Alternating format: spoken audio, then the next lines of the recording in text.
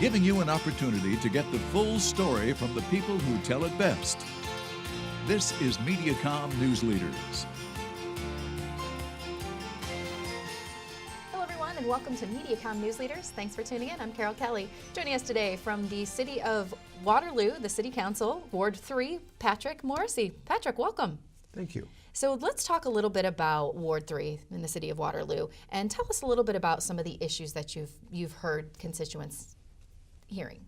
Well, since I got elected and started in January 2014, and I made a promise while I was running that I would meet with people on a monthly basis, residents of Ward 3, and so that's afforded me the opportunity to hear what people have going on in their lives, what they feel are important issues in the city of Waterloo on a face-to-face basis. And that's, I'm proud to say that I've had 50 of those now, haven't been reelected here.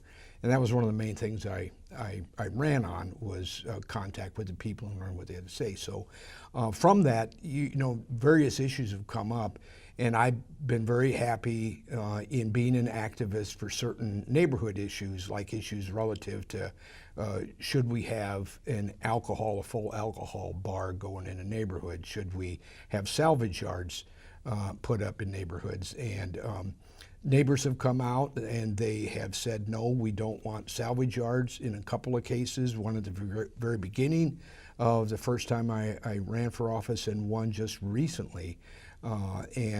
Neighbors, I think, really like to have that kind of representative involvement by the person that they've chosen, or even if they didn't vote for me, it's their concern about what's going on in their neighborhoods. So that's been one of the main issues. But from those meetings, some of the things that I've learned and some of the things that I have tried to advocate for are, as in Greenbrier. Greenbrier has water table issues, and they're especially noticeable anytime you know, the water comes up, like in the flood of 16 and the flood of 08, and even some other minor kind of water events, or less minor, or less major, I mean. They have had issues out there, and that's been brought to the attention, and that's something that I want to continue talking to the city about and having the residents out in Greenbrier involved with that.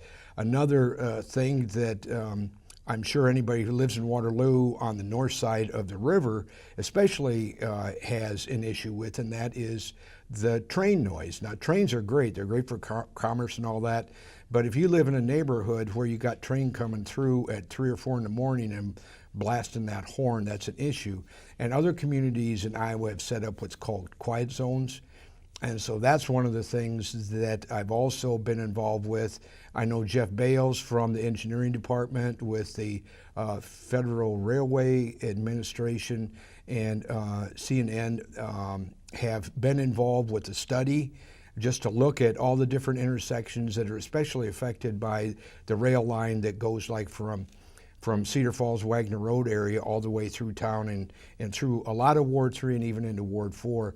And they've done a study on that. They've come back with the numbers, and they're really astounding how much it would cost to do that. But at least we're talking about that, and it's coming to the point where I hope that we can have some discussions with the city and with other people in those areas, as well as all of Waterloo and the Waterloo City Council, about how we can alleviate that kind of a issue that the residents have there, and we'll see where that goes. So that's sort of an example of some of those issues. The other side of that is Ward 3 is, to me, it's the biggest geographical area in Waterloo, but look at the stuff that's in Ward 3. We got the Sportsplex, we've got the Center for the Arts, we've got the Convention Center, which Edwin Leslie and his group are doing. We've also got the Ramada, we've got the library, we've got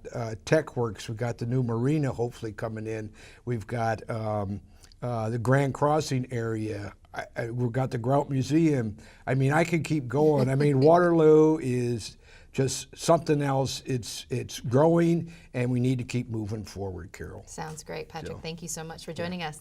This has been Mediacom News Leaders, your opportunity to get the full story from the most reliable sources exclusively on Mediacom News Leaders.